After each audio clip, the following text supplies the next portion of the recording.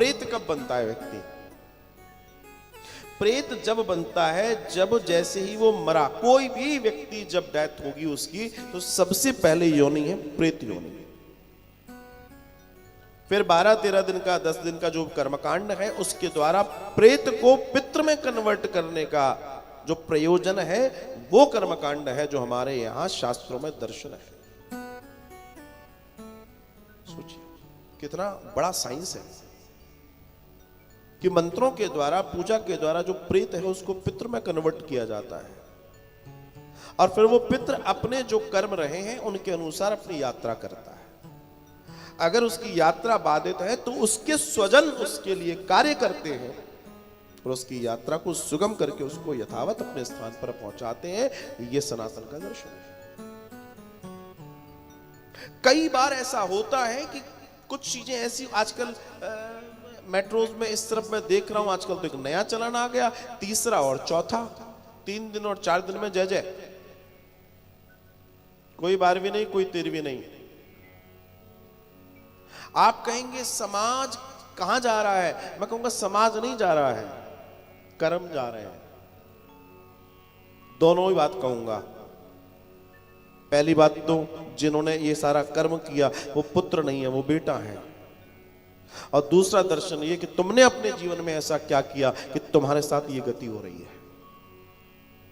दोनों ही चीजें हैं।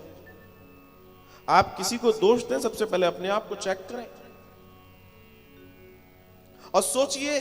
पूरे पौराणिक दर्शन में चले जाएं तो वहां कहीं भी नहीं लिखा कि 3 दिन या 4 दिन में तो ये कर्मकांड कर लो और ऐसा हो जाएगा। कराने वाले भी भगवान के पूरे, करवाने वाले भी भगवान के पूरे। तो उनको बनना क्या है? वो प्रेत ही बनेंगे।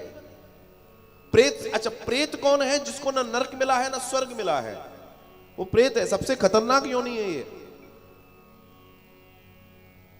ज्यादातर अकाल मृत्यु गए हुए व्यक्तियों को प्रेत योनि में लंबे समय तक रहना पड़ता है,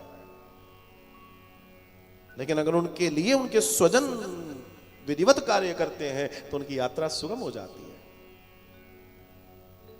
और दुनिया में एकमात्र सनातन में, हालांकि गया जी, एक दर्शन गया जी का आता है, हमारे यहां गया श्राद्ध। कई लोग ऐसे मिल जाएंगे जिनके यहां कई समय से गया श्राद्ध नहीं हुआ। कई लोग ऐसे मिल जाएंगे जिनके यहां कोई गया ही नहीं है गया जी। और आश्चर्य की बात यह है कि वो तिल तिल अपने जीवन में घटनाएं देख रहे हैं, नुकसान देख रहे हैं, विवाह नहीं हो रहे, बच्चे नहीं सुन रहे, आड़े टेढ़े हो रहे हैं, न जाने क्या क्या हो रहा है। पता है किस वजह से हो रहा है? पितृदोष के कारण हो रहा है। क्योंकि तुमने अपने पितरों को स्थान नहीं दिया, पितरों को यात्रा नहीं करवाई, इस वजह से वो तुम्हें तिल तिल तिल तिल गला रहे हैं और तुम गल रहे हो। जिनके वजह से ये शरीर मिला है, ध्यान दीजिएगा, जिनके वजह से ये शरीर मिला है, मकान मिला है, संपत्ति मिली है, जायदाद मिली है, तुम उनको नमन नहीं कर रहे हो तो उनकी आत्मा तुम्हें सुखी कैसे कर देगी? ये विचार करना। उनको तुम ग्रास नहीं दे रहे हो, उनको तुम पानी नहीं दे रहे हो, उनको तुम भोजन नहीं दे रहे हो, उनकी श्राद्ध नहीं कर रहे हो, उनको जल तर्पण नहीं दे रहे हो, तो तुम्हारा कल्याण कहां से हो जाएगा? तुम किस कल्याण की कामना कर रहे हो? संभव नहीं है।